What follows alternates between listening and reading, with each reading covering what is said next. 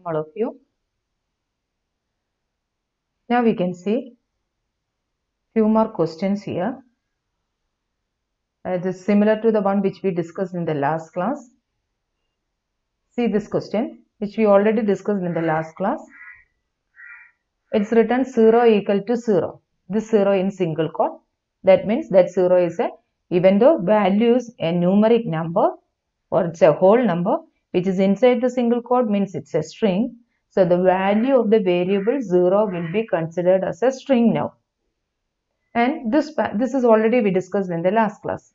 So you are converting that string into integer by using int function. We are using int function along with the input. There we will convert string into integer. Same way here you are converting the string into integer and you are checking whether it equal to 0. Now I am going to change this question as like this. Here instead of 5 I am going to write, so instead of 0 I am going to write 5. And here I am going to write this as 5. See the execution. We have to copy down this question also into your notebook. Now 0 equal to 5. Now 5 is a string which is placed inside the variable 0. 0 is a variable which contains the value 5 which is a string. And see this one, int 0. That means the 5 is a string value which is converted into a whole number 5. And you are checking whether 5 equal to 0. Condition false. 5 equal to 0, condition false. So condition false means it will go there in the elif part. Condition true means this statement will be executed. Condition false means it will go there in the elif part. str of 5. See that str will convert that integer into string. Whatever you are giving, that is converted into string by using str. So str of 5 means 5 is converted into the whole number 5 which is converted into integer. Sorry, whole number 5 is converted into string. So this part you will get 5, that 5 is a string 5. That 5 is a string 5 and you are checking whether 5 equal to 0. 5 equal to 0 means now the content of 0 is equal to string 5 itself. Is it clear now? One more time I will explain. The first condition false. We will go there in the elif part. In elif part what you written is str of 5. str of 5 means 5 is a numeric number, whole number and which is converted into string. So str of 5 means 5 is a string now. That means it will be in the form of a single quote. 5 is a string. Now here is equal to 0. 0 is a variable which contain 5. That 5 is a string. And you are checking both the sides now it's a string. And 5 equal to 5. Both the sides are string and we are checking whether 5 equal to 5. Condition true. So your answer will be str of 0. str of 0 means what will, print 0. This condition is true. So print 0. Print 0 means 0 will be displayed over there. Okay, understood? I'll show you there in the Python screen. I'll copy that code into here. This is the old first code where 0 equal to 0. I'll write this program. 0 equal to 0 means now 0 variable contain, say the output is 0. That means here the variable 0 contains 0. Now int 0. This string is converted into integer. So this part you will get 0, the whole number 0. The whole number 0 equal to 0, condition true. So that is why print 0 will be displayed here. Now I will change this into 5. Here I am going to change this into 5 and here this question I am going to change this way.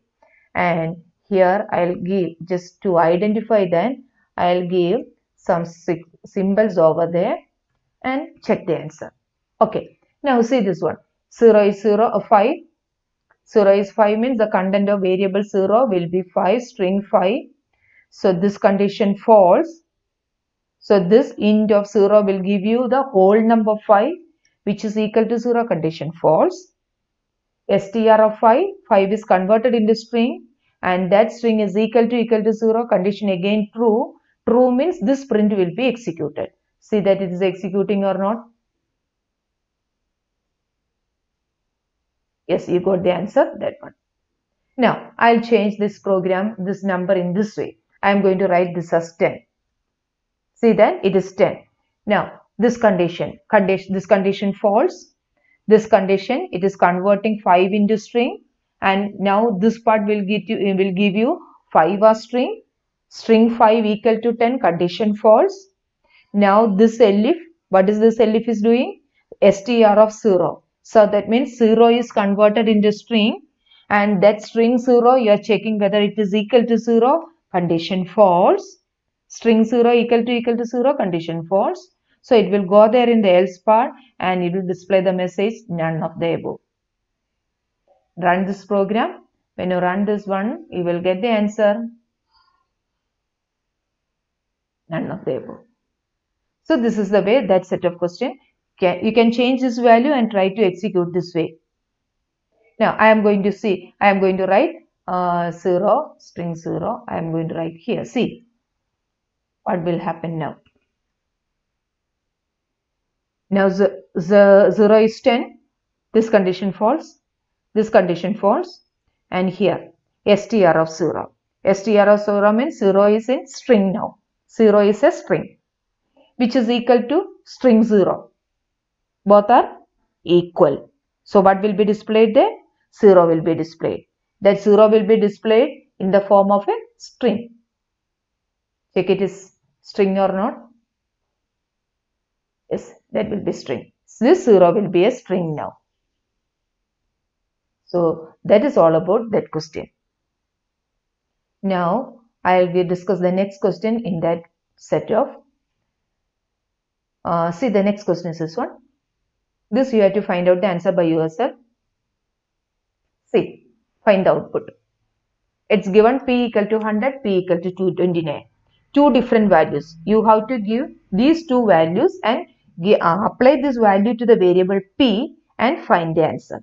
First take the first value, p as 100, and give the p as 100. Take the p as 100 and execute the code. Find the answer. Second case, take p as 29. Give the value p as 29. Find the answer. That is all about that question. See, p is 100. 100 greater than 50. True or false? True. Yes, your answer is yes. So it will be true. True means it will come and execute the next if statement.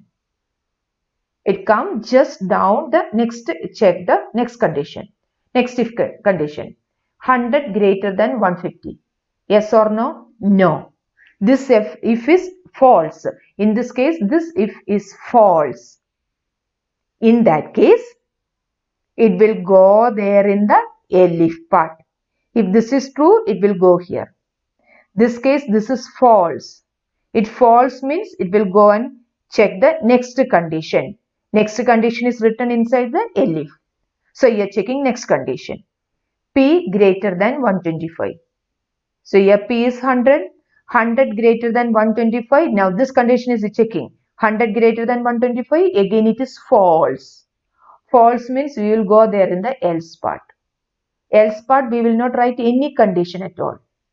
Else part you just write a statement. So these two conditions are false. It will go here and execute this else part. And what will be displayed here? It will display best. Now you will get the answer. Now you will get the answer. If P is 100, you will get the answer best. Best is the answer. Now that is all about that set. Now check it. Will it go for this elif? Will it go for this elif? Because this elif is coming under this if. See, here I will place the cursor here, and this elif is the elif of this if statement. It is coming under this indentation. So if this condition is true, it will not go for the elif part. In our case, this condition is true. So it will not execute this elif part. If this condition is false, then this elif will be executed. So when P is 100, it will give you the answer best. So I think you understood the way of execution of this code. Now second case, P is 29. I am going to explain P is 29. 29 greater than 50. Yes or no? No. No means false. False means it go there for the next elif or next else. See that you have to find out an else or elif coming under this if. Here the condition is false. So you have to find out the else or elif coming under this if. See that the next elif is this one. Why it is not coming over here? Because your condition is false.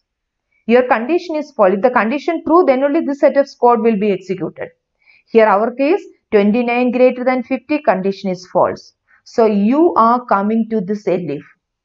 Again you are checking 29 greater than 25. Yes. 29 greater than 25 condition true. Condition true means you are coming inside this elif. Inside this elif, that means this statement will be evaluated. 29 greater than 30. 29 greater than 30 condition false. Condition false means you have to find out an else, elif or else just below that if. Find out an else or elif just below that if. So you have to move to here. And what will be displayed? This is else statement. There is no condition evaluation over this else statement. So it will be execute this statement. What will be the answer? Intermediate will be the answer. See, so if P is 29, then you will get this as the answer. That is intermediate will be the answer. Try to execute one more time. Give P as 100. P as 100, 100 greater than 50, condition true. So you are coming over here, 100 greater than 150, condition false. Condition false means you have to find out an elif or else just coming below that if. So keep the cursor over here, find out an else or elif. Yes, it is coming over here. So this one, it is 100 greater than 125. Again it is false. Find out an else or elif coming under this elif. Yes, this is else. So that is why you got the answer best. Second case 29, P is 29, 29 greater than 50 condition false. So I am going to find out an else or elif coming under this if. I got an elif here. So 29 greater than 25, yes. Yes means it's coming under this if, under that condition. And 29 greater than 30 condition false. I am going to find out an else or elif coming under this if. Yes, I got it. So what's the answer? Intermediate. So that is all about that question. You just evaluate that if statement by using 100 and by using 29. So those who are trying out this code in your Python, first assign P equal to 100 and write this code, copy this code, run this program. And after that, just change P as 29. Don't write P as 100, just write P as 29. Then run the code. You will get the answer. That is the way you have to try out in the Python. Now, see the next question. This is the next question, next set of question.